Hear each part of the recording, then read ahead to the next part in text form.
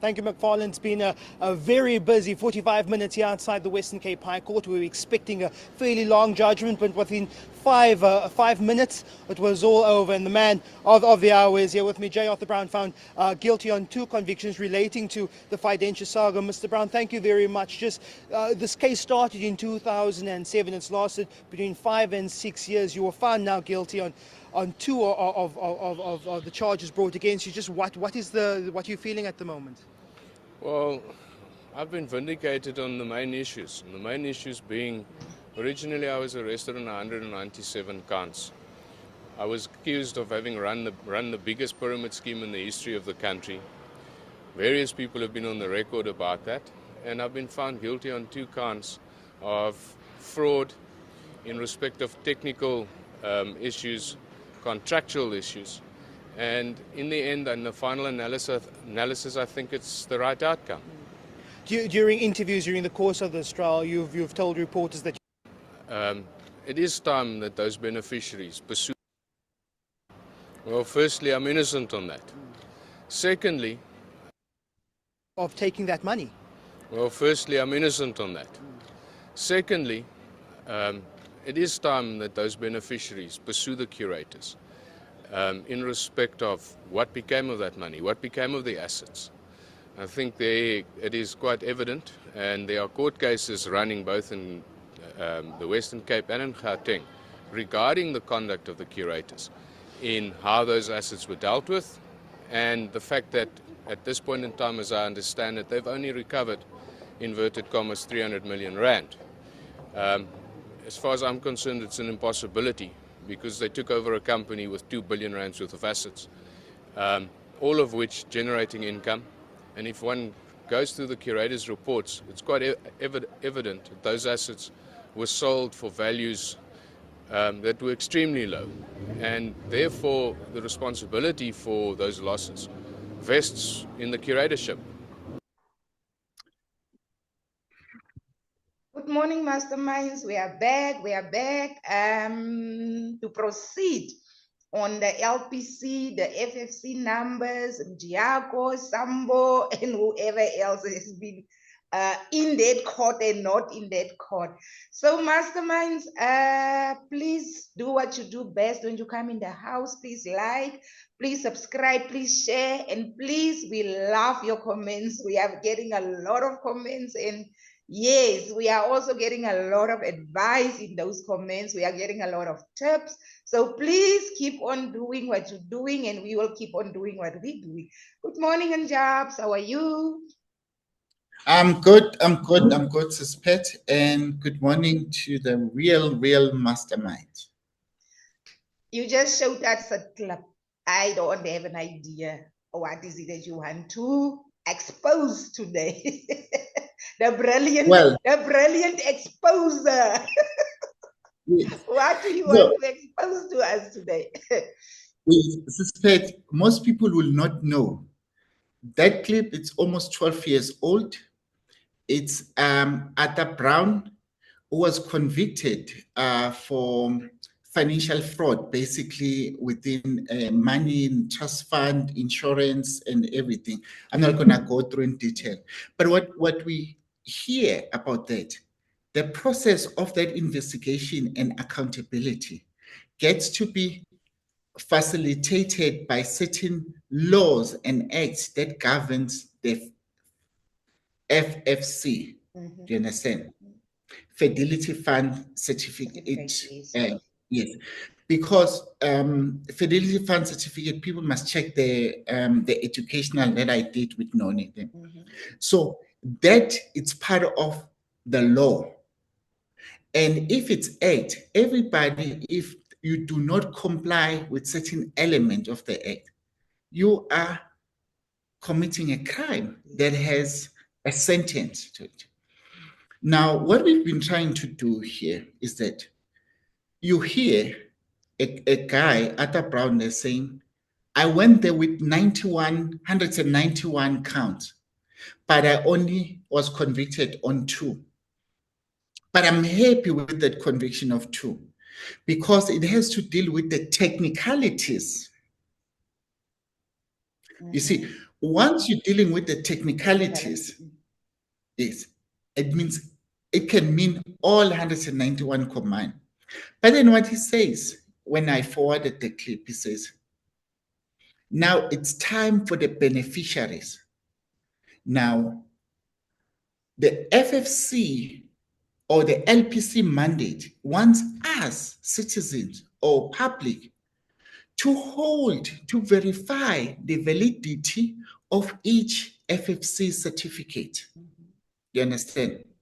Now, we're doing this thing, Mrs. Pet, because I focus on the word technicalities. Other Brown says it's a fair conviction because it's convicted on technicalities.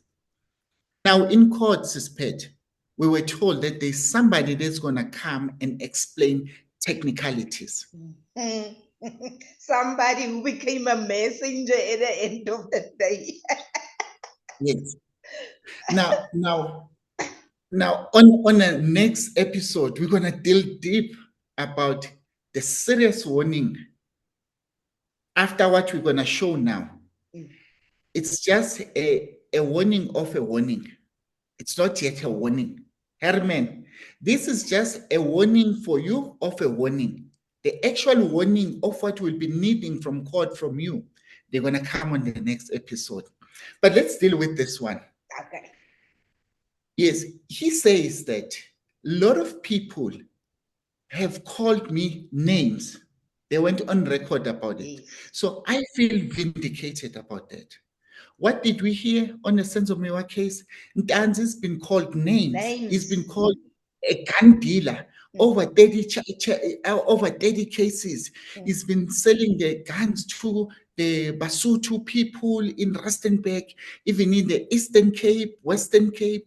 This person doesn't even have a driver's license, suspect.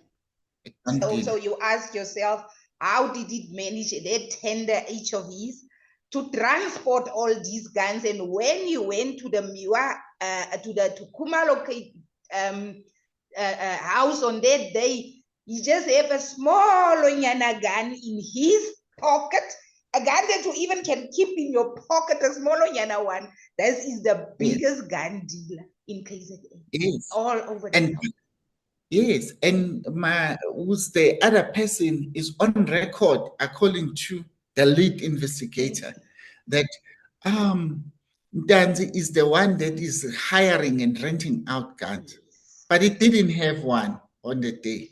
He didn't have one. So I'll make it make sense. And for the fact that you said he's been calling names, I was there in Jabs. The moment you are charged and arrested by the police, the communities, the public, they will call you all the names under the sun. But you know what the irony is? When you are vindicated, all those people who called your names doesn't even have the decency to come back and say, I was wrong. I was so wrong about you because I didn't have information about what happened to you, what you went through, why you were charged. I was there. Yes. And dealing with police, that's why I made sure that I do this education, because police corruption can land innocent people in jail. Yes. You've been there. I was done wrong. So for me, watching, following the Mewa case, saying, I've been following the case. I've been documenting the record. Now I can tell you that LPC has been doing us wrong, suspect. Is that not, are you just not putting it too soft to say LPC are doing us wrong? I mean, we have a lot of words to put it with, because after what we already established, we have the facts, we went on the system, we did this and this. We cannot still say they are doing us wrong. I will say, like Missy said it in court, corruption are being committed at LPC. Yes. So, suspect, let's just expose that corruption. Now, I will tell you, suspect, that according to the rules and to the laws, it's very seldom that one company can have more than 2 FFC certificates in 1 year. Yes, it's You see, now what I then decided to do was, I'm going to share the screen with Mastermind, and like we always do,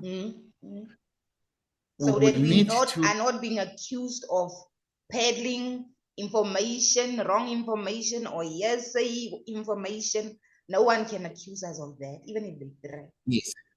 I'm laying the basis why we're talking about this thing. I'm saying, Suspect, it's very rare that a person can have more than 1 FFC in a 1 period of year. Now, this is a Google thing. Can you see my screen, Suspect? Yes, I can see. Let me just copy this thing and refresh. I'm gonna copy this question because I pre-do this question so that I will save time. Now the question is, can any one person has more than 1 FFC in a period of 12 months? Can you read the answer? No, a person cannot have more than 1 Fidelity Fund certificate within a 12-month period. A FFC is issued for a specific period, typically a year, and is designed to be valid for that period. Yes. Let's look at here. Here is why. Valid period. FFCs are issued for a specific period, such as a year, and are valid from the date of issue to 31st December of that year. To continue practicing as a property practitioner, you need to renew your FFC annually. The same goes. I think the same goes for doctors, as all people in those professions.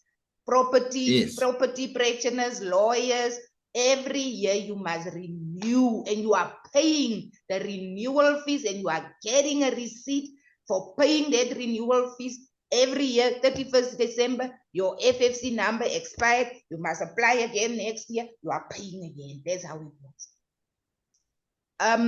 Purpose. The FFC ensures clients are protected in case of financial loss due to the actions of a legal practitioner. Backdating. Yes. Fidelity Fund certificates. Wait. Okay. Am I too fast? Yes, okay. This is very important because we're gonna deal to this thing. You can now read it, Suspect. Okay, backdating. Fidelity Fund certificates are not issued retrospectively, and no backdating of FFCs is permitted according to the PPRA. What does PPRA stand for? It's a property practitioners for any property transaction or something like that. That's that. Okay. Yes. So now, the most important information here is they are not issued retrospectively, and no backdating of FFCs is permitted. Sambo. Yes. So then, Suspect, tell us, what does it mean when you say retrospectively? What does that mean? Means that you cannot, let me say, I make a simple example. Let me say I lost my job. Then employer come and say, you know what? We are reappointing you again, but we are not going to pay you for the time that from the time that you were dismissed until now. We are not going to pay you, you are not going to get back pay. Understand? There's what retrospect, just a simple example so that anyone can understand. That's what retrospective means. So it means that because a Fidelity Fund certificate is valid for that year, from the 1st of January that year till the 31st of January, the same period. So now, if you claim that I use your Fidelity Fund certificate, which is FFC number, which is impossible, cannot happen. There's no such. Now, if then a person claims that that's what you have done, Now, you cannot come back in 2024 and say, yes, that's that FFC number that now that's the new one yes. that is given you. You cannot come and say, can you please give me a new FFC number for 2020? No. No, you cannot. So, because FFCs are governed by an act and law. So once you do that, you're altering a law. You're altering a validity of the FFC. You're committing a crime. Hence, we're saying that, Herman, stay in your lane, Herman. Yeah. Don't come and do the same as Sambo. Sambo already didn't even know Herman's surname, but Herman, whoever you are, we don't know your surname. Stay in your lane. But I know Herman is a gewone man. I say Herman is a gewone man. Herman klinkt soos iemand wat net die waarheid sal kom praat. Yes. So he doesn't want to be complicated. He's just an ordinary man. He's the man that goes from work to home and home to work. Then when he's at work, he receives papers and instructions saying, make this one possible. So an ordinary man, like the saver for other people, remains true to his journey. So now, we're giving you that respect now, Herman. We know whenever you have been called to court, something tells me Herman will come and tell us what happened. Exactly what happened. Now, suspect why I'm saying that, because I want you to now understand that you cannot backdate. Now, there's also another phase of the LPC. Which that relates to FFC. What do they say? Can you see my screen here? Withdrawal. Withdrawal of a fidelity fund certificate. Yes. Under which circumstances? Can you just open it? Okay. That includes instances where a legal practitioner is found to be unfit due to misconduct or being unethical. Yes. Now, I'm going to show you now, suspect, 3 things. Fidelity fund certificate that is made valid when it has already expired. So that's a crime that Herman at the point in time, because we know that Herman is the one that changed the status of the FFC number. So Herman backdated the number. Now, I'm doing it now. It's gonna be lit now, suspect. And Jabs, you must also just look at your phone. I sent you an article of another high-profile LPC case against another attorney, and I just want us to touch on that. Yes. All right. Can you see my screen, suspect? Yes. I want people to remember, this is the current screen as it is now. Let's see. You see, this is the FFC number for 2020. Yes. Let's just do this thing so that people don't think that we already staging this thing. I'm going to refresh. Okay. I'm going to search by full name. We know the name that we're searching, Dineo Deja, it's the lawyer that represented Ntanzi. Yes. So it's very difficult to find this suspect, you know. It's very difficult. It's very difficult to find them. You must really fresh this thing. Yes, you must really kick so many. So now do you see? Yes. I see there's now, suspect. Yes. 2020 and 2021. You know why they did this? Because this lady represented Ntanzi in 2021. But then this FFC that this lady is aligned to is an FFC that is assigned to a company or something like that. But anyway, you see, when we're saying that, let's open up. You see, it's generated from 17th of February. You see? You see how then they will say it's valid from the date it's generated up until when? Up and Up until the 9 of the 6th month, 2021, no. let me tell you why, Suspect. Let me tell you why. That's when Sambo and Herman are going to be in trouble. I'm going to stop sharing. I'm going to go to another screen, Suspect. Can you see my screen? Not yet. I don't see it yet. I'll tell you when, when I see it. Okay, let's just see. Yes. Can you see my screen, Suspect? Mm-hmm. Now, what do you see? This is a screenshot I took around 2023, Suspect, when I was following after Cronier's affidavit, after Cronier's testimony. I can see that the name Dineo Leah Tia and the FFC number of 2021 has been withdrawn. Yes. Now, remember, we've explained before what will be the circumstances from these numbers to be withdrawn now. If in 2021, that's a status withdrawn, and this status, remember, Suspect, also when it says expired, it's true, because FFC is only valid for 12 months. For 12 you months. Cannot, yes, you need to have the status expired. So they changed the law so that they can continue the cooking for the Senzo Mewa case. Wow. Let's see if I can get to the next page. Now, this is now 2025. Can you see my screen? Yes, yes. I can see the screen. I pulled out this one in 2025. 2025 May. Yes. Yes. Now, can you see what now are they saying? That same FFC number, both. Yes, it's have now been in 2025. How can they still be valid? Yes, but then now do you see now if the number was withdrawn? Remember, we said when the FFC numbers, if it has a status of withdrawn, let's remind the mastermind, because we don't want them to just go all over the place. And luckily, our masterminds, I've checked in our comments, and they are also now on the screen. They are doing it themselves now. Yes. So now, Suspect, under which circumstances?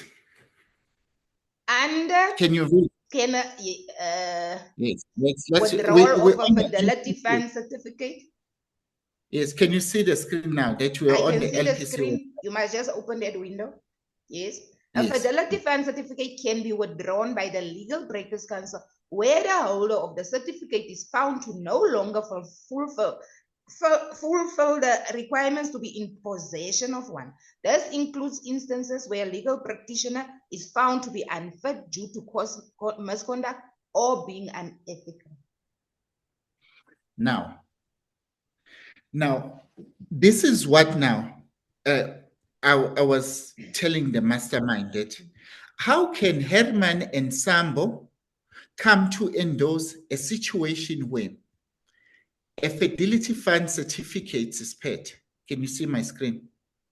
Not yet. Okay.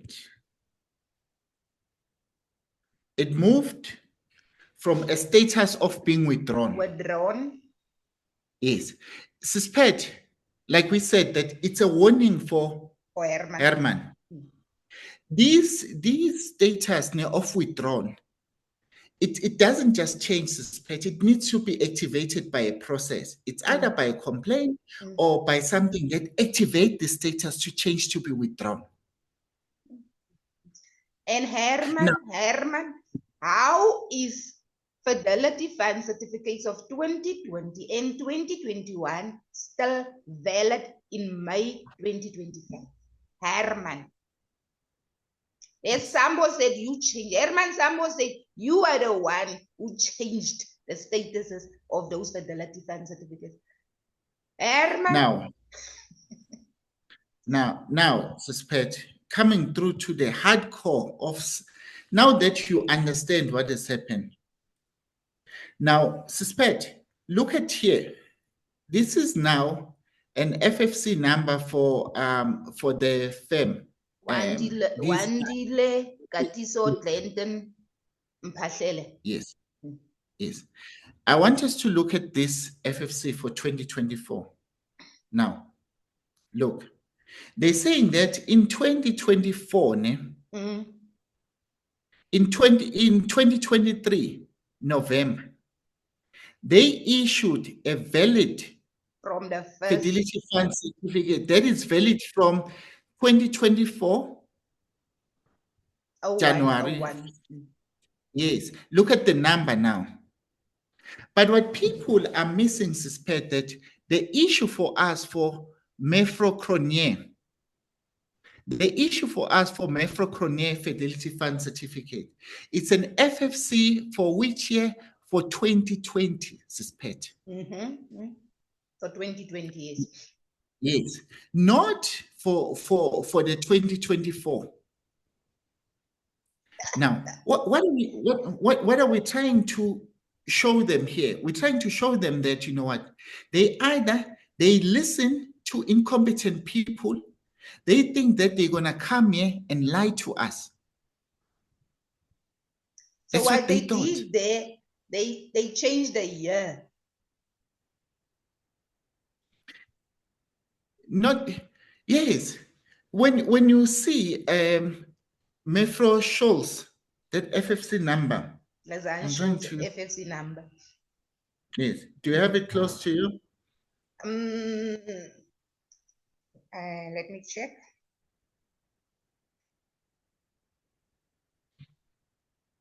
I was not having it close. I've written it down somewhere. Yes. Yes. So now I was just trying to find it if I can get it close, basically. So that number, suspect, it's no, I don't have it here close. But anyway, what I'm trying to show the mastermind is that when we go in detail, look at this FFC number that Sambo was coming to say that Herman did. Herman, there is no way, because even when you look here, there is no way that Herman, you can come in 2023, do you understand? And try and fix and insert a new FFC number that you're saying that it's valid from 2024 January up until 2024 16. It up cannot until be true. The 10th month. Yes, up until the 10th month. Yes, because the FFC number which Mchiako was using, which Mefro-Cronier called for Lizelle Scholz, it's for 2020. So we're not interested with the 2024. Now, what will be interesting is that, let me just try to be a bit cocky, suspect. Let me just try. What I've done, mastermind, is that I have copied, because we have this. Can you still see my screen, suspect? I still see it now. I did find Lizelle Scholz FFC number. Yes. Okay. What is it? Let's just see by FFC number. FFC 004 415. 044 or 0415? 04415. 4415, is it? Of 2020. Okay. Stroke 2020. No.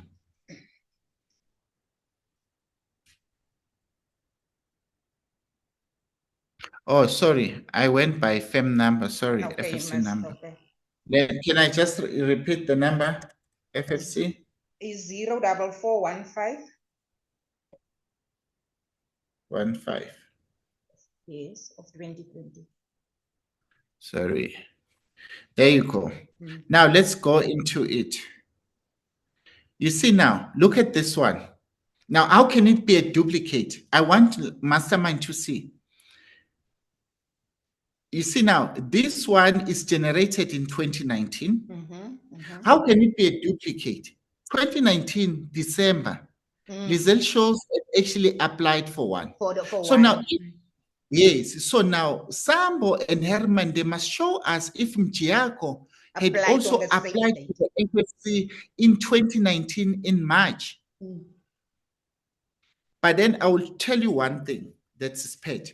This FFC number for Lizelle shows it's valid for the full period of 12 months. Of 12 months, up until the 31st of December 2020.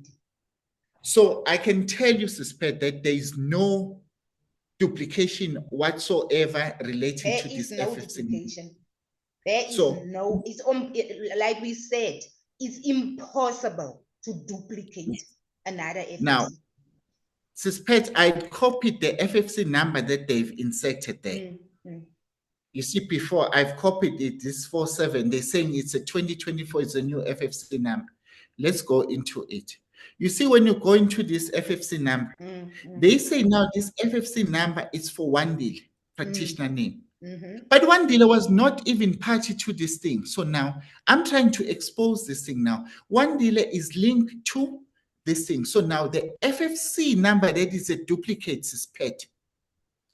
The same number that Sambo was talking about. This is why we need to call rubbish in its very strongest term. We cannot be apologetic about these things, suspect. We can never be FFC apologetic. number. Never. FFC number, and then, oh my God. You see now my internet is acting up. Let me just go back. Let me just go back. Now, suspect, this is the FFC number for Lizelle shows. Let me just refresh. Just want to refresh. FFC number, I'm pasting that FFC number that we copied. Yes. Now, remember, the complaint mastermind and suspect.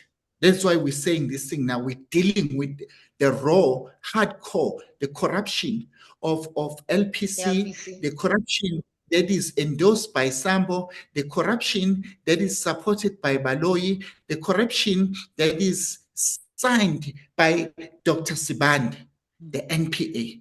Now, we are saying, I said to you, suspect, this is a pre-warning To Herman. for the Gaboni man. It's a pre-warning.